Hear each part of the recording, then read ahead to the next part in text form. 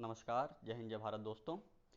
आज के इस वीडियो लेक्चर में हम जानेंगे क्या है वेलफेयर स्टेट और उसका फंक्शन क्या है, उसकी अवधारणा क्या है।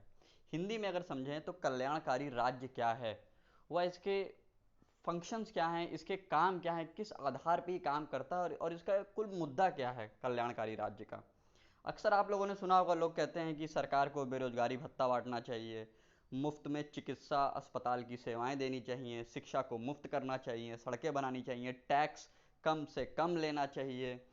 तो आखिर ये सब बातें आती क्यों हैं और क्या है कल्याणकारी राज्य और क्या है पूंजीवादी राज्य। यहाँ पे एक चीज़ मैं आपको बताना चाहूँगा, जब भी हम राज्य शब्द की बात करते हैं, whenever we are talking about the term state, तो state is a sovereign entity. राज्य एक संप्रभु कल्याणकारी क्षेत्र होता है जो अपने नागरिकों के लिए कार्य करता है। आइए समझते हैं क्या है कल्याणकारी राज्य।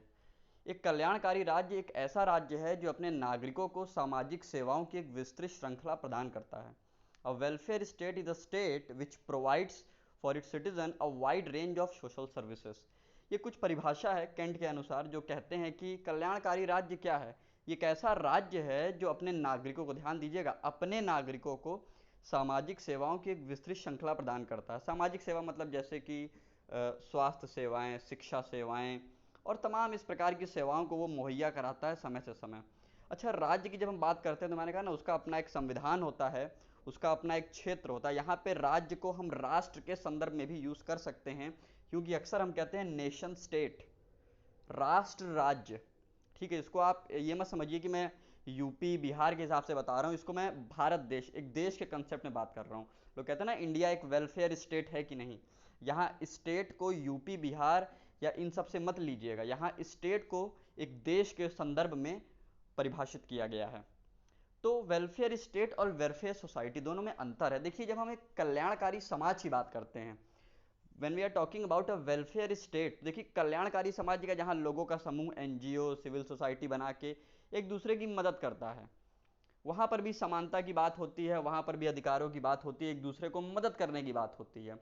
लेकिन समाज के पास संवैधानिक शक्तियाँ नहीं होती, संवैधानिक अधिकार नहीं होता। The state holds the constitutional power and the authority, while the society doesn't hold the constitutional power and the constitutional authority। भाई, अगर पुलिस चाहे, कोर्ट चाहे, न्यायालय चाहे तो कोई बात को लागू कर सकता है, लेकिन समाज अगर सोचे कि अपने आप से, हाँ, वो समाज लागू कर सकता है, लेकिन वो वैधानिक नहीं होगा। वैधानिक मतलब it will not come under the purview of constitution और जुडिशरी। तो देखिए, कल्याणकारी राज्य मुख्यतः इस आधार पर काम करता है, उसकी दृष्टि में समाज के सभी वर्ग एक बराबर होते हैं, और वो इस अवधारणा के साथ चलता है कि जो समाज के बिल्कुल निचले पायदान पर है उसको सबसे ज़्यादा लाभ मिलना चाहिए, और जो समाज के सबसे उच्च पायदान पर है, सबसे टॉप मोस्ट ऑर्डर पे है, उसको मिलने वाली सुविधाएं तुलनात्मक रूप से होनी चाहिए। अच्छा, इसके दो मेन इंटरप्रिटेशंस हैं। पहला क्या है, एक ऐसा मॉडल जिसमें हम ये मानते हैं कि राज्य की ही मूल जिम्मेदारी है कि अपने नागरिकों का कल्याण करे और न्याय व्यवस्था को, तंत्र व्यवस्था को इतना मजबूत रखे कि हर एक चीज़ की आवश्यकता जो लोगों को है वो उनको मिलती रहे।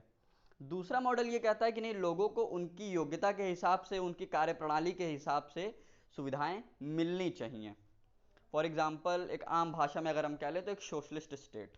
ध्यान रखिएगा, सोशलिस्ट अलग है, कम्युनिस्ट अलग है और कैपिटलिस्ट तो अलग आई है। अक्सर लोग समाजवाद और साम्यवाद को मिक्स कर देते हैं, दोनों अलग है। इस पर भी एक वीडियो बना देंगे आगे चल के।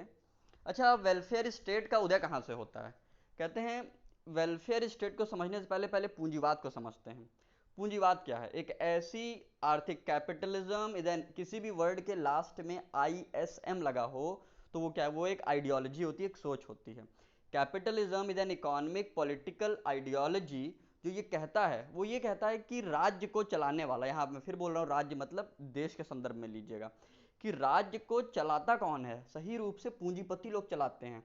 क्यों, जितने टैक्स हैं, जितने उद्यम है, वो सब पूंजीपति लोग लगाते हैं। अच्छा, ये किस सिद्धांत पे चलता है, लासे फेयर। लासे फेयर एक फ्रेंच वर्ड है, फ्रेंच शब्द है, जो ये कहता है that the state should not intervene in the economic matters of the individual। लासे फेरे पूंजीवाद की एक अवधारणा है जो यह कहती है कि राज्य को व्यक्तियों के आर्थिक मामलों में दखल नहीं देना चाहिए, या कम से कम देना चाहिए, या लगभग नगण्य ही दखल देना चाहिए। अब पूंजीवाद लासे फेरे के सिद्धांत पे चलता है और हम बात कर रहे हैं वेलफेयर स्टेट की। तो देखिए ये दोनों परस्पर विरोधी हैं। जहां पूर्ण रूप से विशुद्ध रूप से पूंजीवाद होगा तो वहां वेलफेयर स्टेट कभी कंप्लीटली एक्टिव हो ही नहीं पाएगा। अच्छा, इस पे एक और अवधारणा आई, कहते हैं जब भूमंडलीकरण आया 19वीं शताब्दी के अंत में और 20वीं शताब्दी के प्रारंभ में, तो एक और बात आई कि वेलफेयर कैपिटलिज्म। आप लोगों ने अक्सर एक नाम सुना होगा कि कॉरपोरेट रिस्पॉन्सिबिलिटी। भाई अब ये क्या है कॉरपोरेट रिस्पॉन्सिबिलिटी? कहते हैं 20वीं शताब्दी के उत्तरार्ध में अगर हम भारत जैसे यानी कि सेकेंड वर्ल्ड और थर्ड वर्ल्ड कंट्रीज में देखें तो यहाँ पे जब पूंजीवाद का प्रचार प्रसार हुआ तो सरकार ने देखा कि सरकार अकेले सब कुछ नहीं कर सकती है। तो सरकार ने ये कहा कि भैया आप जितने भी प्राइवेट प्लेयर्स हैं, जितने भी बड़े बड़े उद्यमी हैं, जैसे रिलायंस है, विप्रो है, गूगल है, मैं अभी ग्लोबल लेवल की बात कर रहा हूँ, तो उनसे ये कहा गया कि आपकी भी कुछ जिम्मेदारियां होती हैं समाज के प्रति। जैसे विप्रो के भी स्कूल चलते हैं, रिलायंस के भी स्कूल चलते हैं, इनके एनजीओज हैं, इनके फाउंडेशन है जो गरीबों की और पिछड़े वर्गों की, मार्जिनलाइज सेक्शंस की ये मदद करते हैं। तो इसी को बोलते हैं वेलफेयर कैपिटलिज्म। आम भाषा में आप ऐसा कहिए कि अंबानी साहब के पास करोड़ों रुपए हैं, करोड़ों रुपए वो कमाते हैं, उसमें से उन्होंने कुछ अंश, कुछ पैसा लोगों के कल्याण के लिए, लोगों की मदद के लिए लगा दिया। कुछ स्कूल खोल दिए चैरिटेबल बेस्ड, यहाँ पे गरीबों के बच्चे पढ़ सकें, कुछ सड़कें बनवा दी, ऐसा विकास का काम कर दिया। ये होता है वेलफेयर कैपिटलिज्म। अच्छा, वेलफेयर स्टेट के जो फंक्शन है मुख्यतः दो तरीके से होते हैं। एक कंपलसरी यानी कि जो उन्हें करना ही करना है, दूसरा ऑप्शनल। कंपलसरी फंक्शन में अगर देखें तो सबसे पहला फंक्शन तो होता है राज्य की सुरक्षा। सुरक्षा का जैसे अभी फॉर एग्जांपल अभी अफगानिस्तान में जो हुआ, जो तालिबान का हुआ, ये क्या था, यहाँ पे राज्य की जिम्मेदारी थी कि अपने नागरिकों को सुरक्षा दे। देखिए पहला ही पॉइंट लिखा है, maintenance of law and order, protection from foreign invasions, establishment of diplomatic relationship with other state, providing justice to the people. अगर कल्याणकारी राज्य के, वैसे भी चाहे कल्याणकारी राज्य चाहे कोई भी राज्य हो, दुनिया के हर राज्य की, हर देश की, वहाँ की सरकार की जिम्मेदारी होती है कि लॉ एंड ऑर्डर मेंटेन करे, जो विदेशी आक्रमण है उनसे अपने देश के नागरिकों को बचाए, अदर देशों से, दूसरे पड़ोसी मुल्कों से अच्छे संबंध रखे जिससे नागरिकों का फायदा हो। अच्छा, वेलफेयर स्टेट की अवधारणा चलती किस उद्देश्य पे, इसका उद्देश्य क्या है, ऑब्जेक्टिव क्या है? लोगों को आर्थिक, सामाजिक, राजनैतिक सुरक्षा देना। देखिए आर्थिक सुरक्षा का मतलब ये, फॉर एग्जांपल मान लीजिए कि इन्फ्लेशन आ गया, मंदी आ गई, कई लोगों की नौकरियां चली गई, जैसे अभी कोरोना काल था, सरकार ने कई लोगों को गेहूं चावल बांटा। तो ये क्या था भाई, उनका पास पैसा नहीं है खाने पीने का, तो वो कैसे खाएंगे पिएंगे? सरकार ने कहा एक मिनिमम अमाउंट उनको दिया जाए, उनको राशन दिया जाए। अभी प्रधानमंत्री जी प्रधानमंत्री आवास योजना के तहत गरीब और पिछड़े लोगों को आवास बांट रहे हैं, आवास दे रहे हैं। तो ये क्या, ये कल्याणकारी राज्य ही है। तो इसकी, अच्छा इसकी आलोचना भी है। देखिए संसार में कोई भी व्यक्ति हो या कोई भी कार्य प्रणाली हो, कोई भी सिद्धांत, उसकी आलोचनाएं होती हैं। इसकी सबसे बड़ी आलोचना ये कि इससे तंत्र में भ्रष्टाचार लुप्त होने लगता, सॉरी लुप्त कह रहा हूं, भ्रष्टाचार पनपने लगता है। अब भ्रष्टाचार कैसे पनपेगा? उदाहरण के तौर पे महाराष्ट्र में आदर्श सोसाइटी घोटाला, सरकार ने बिल्डिंग बनाई, फ्लैट बनाए, घर बनाए कि गरीबों को मिलेगा। अधिकारियों ने क्या काम किया, कागज पे दिखा दिया कि गरीब लोगों को मिल रहा है और वास्तव में वो फ्लैट उन्होंने अपने पास रख लिया। इसी प्रकार खर्च बहुत ज़्यादा बढ़ जाता है सरकार का, क्योंकि सरकार सारा वक्त तो, सारा ध्यान तो कल्याणकारी योजनाओं में लगाती है।